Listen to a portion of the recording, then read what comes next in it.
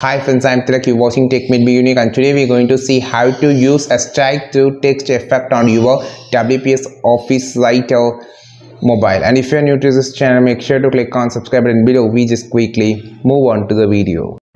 So how to strike through text in WPS Office Writer mobile. I'm just going to show in this short video. Click on this plus symbol, open a document here. Click on this blank document here.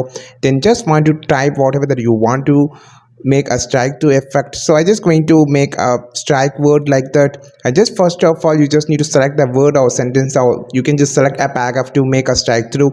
Then click on this icon option, just scroll down, you will see an option here called this option will actually make a strike through. If you want to turn off the strike through for a particular word or particular letter, you can also turn it off by you just need to just select this, click on this icon, just turn it off.